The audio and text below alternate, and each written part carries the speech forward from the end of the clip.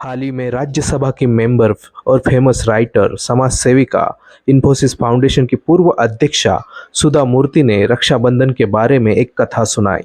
यह कथा रानी कर्णावती और हुमायूं के बारे में थी, लेकिन जब उन्होंने यह वीडियो शेयर किया तब उसके बाद उन्हें ट्रोल किया गया। उन्होंने कैप्शन में लिखा था कि इस घटना के बाद देश में रक्षाबंधन का त्योहार मनाया जाने लगा। आज के इस वीडियो में हम रक्षाबंधन के प्रथा कब से शुरू हुई यह जानेंगे और रानी कर्णावती और हुमायूं की कहानी कितनी सच है यह भी देखेंगे। तो चलिए शुरुआत करते हैं। रक्षाबंधन कब से सेलिब्रेट किया जाता है इसके बारे में बहुत सारी दंत कथाएं प्रसिद्ध है। पुराणों के अनुसार रक्षाबंधन का संबंध राजाओं से था। उत्तर भारत में नौकरों द्वारा मालिकों को राखी बांधी जाती थी, लेकिन ऐतिहासिक युग से राखी बांधने की नई परंपरा सामने आई और वो थी बहन द्वारा भाई को राखी बांधना। भाई की प्रगति हो और वो अपने बहन की रक्षा करे, यह भूमिका इसके पीछे थी।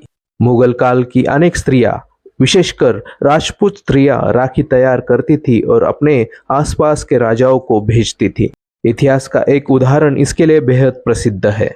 उदयपुर की रानी कर्णावती ने गुजरात के बहादुर शाह से संरक्षण के लिए हुमायूं को भाई मानकर राखी भेजी थी।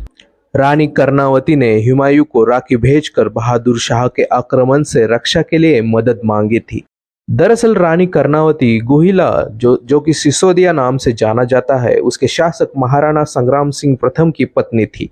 महाराणा संग्राम सिंह राणा संगा के नाम से भी जाने जाते हैं। उनके निधन के बाद उनकी अल्पायु बेटा रतन सिंह गद्दी पर बैठा, लेकिन सरदार इस छोटे बच्चे का साथ नहीं दे रहे थे।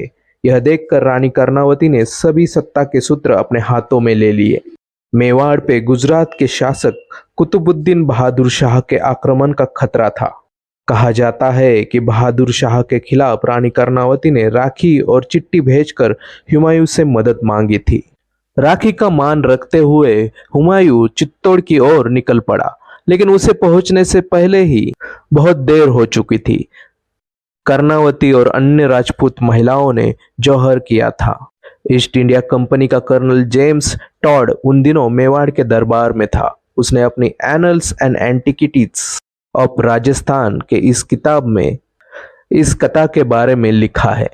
टॉड ने रक्षाबंधन के त्योहार को ब्रेसलेट का त्योहार माना। टॉड ने अपने किताब में हुमायूं को सच्चा योद्धा कहा है, लेकिन समकालीन इतिहासकार इस राखी की कहानी को मेंशन नहीं करते। उसके बाद के इतिहासकारों ने इस कथा को दंत कथा माना है।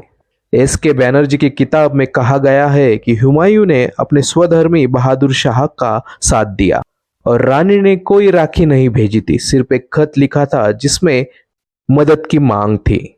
ऐतिहासिक दस्तावेजों में भी इस घटना का कोई जिक्र नहीं है।